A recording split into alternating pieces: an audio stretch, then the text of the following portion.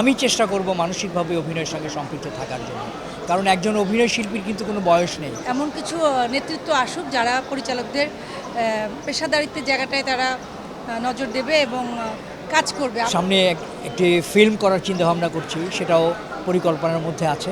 Web সিরিজের কাজও আছে।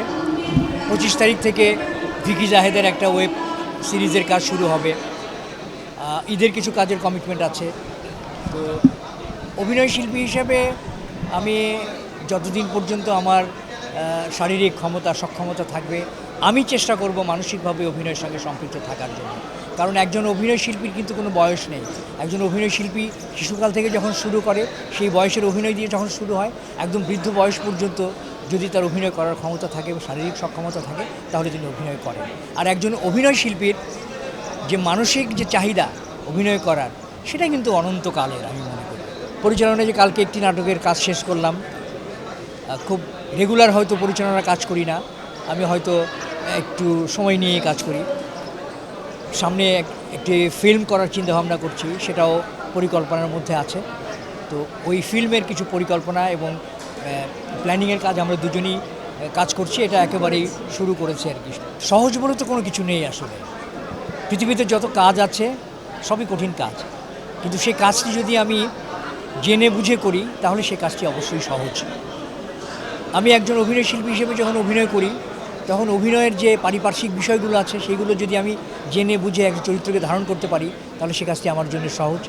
আবার একজন ডিরেক্টর হিসেবে যখন আমি কাজ করব, তখন ডিরেক্টোরিয়াল পয়েন্ট অফ ভিউ থেকে যে কাজগুলো করার দরকার, যে কোঅর্ডিনেশনগুলো দরকার, কমপ্লিট আর্টের যে কম্বিনেশনের যে সহযোগিতাটা করা দরকার, সেই কাজটি যদি আমি সুন্দরভাবে করতে পারি, তাহলে সেই কাজটি আমার জন্য সহজ।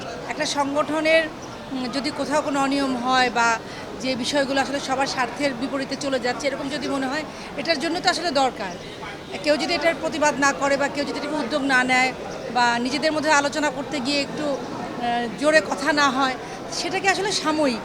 দিন শেষে তো আমরা আসলে পরিচালকরা সবাই এক, এবং এবার নির্বাচনটা যেহেতু নতুনভাবে নতুন দিনে হচ্ছে, এবং আমরা চাইবো যে আসলেও আমাদের এখানে এমন কিছু নেতৃত্ব আসুক যারা পরিচালকদের পেশাদারিত্বের জায়গাটায় তারা নজর দেবে এবং কাজ করবে। আমি সবসময় বলে থাকি যে ভোট মানেই ভোট চাইলাম, জয়লাভ হয়ে গেল, তারপরে একটা পদ নিয়ে আমি অমুক সম্পাদক, আমি তমুক, আমি সভাপতি, সহসভাপতি, সেই জায়গাগুলো থেকে বের হয়ে আসলে কাজ করতে হবে। কোটি মানুষের আস্থার ভালোবাসায় 11 বারের মতো দেশের 1 নম্বর রেফ্রিজারেটর ব্র্যান্ড ওয়ালটন।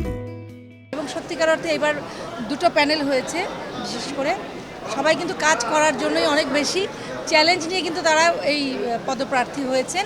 তো সবার জন্য শুভকামনা ও অগ্রিম থাকলো, এবং আমার প্রত্যাশা যে আমাদের এই নির্বাচনটা যেন এমনভাবেই হয়, ফলাফলটা, এটার ফলাফল যেন আমরা যেন ইশতেহারে যা আছে পরিচালকদের স্বার্থে তথা আসলে ইন্ডাস্ট্রির স্বার্থেই তো যাবে বিষয়টা, তারা যেন কাজগুলো করেন এবং আমাদের এই সংগঠনটিকে আরও বেশি গতিশীল করেন।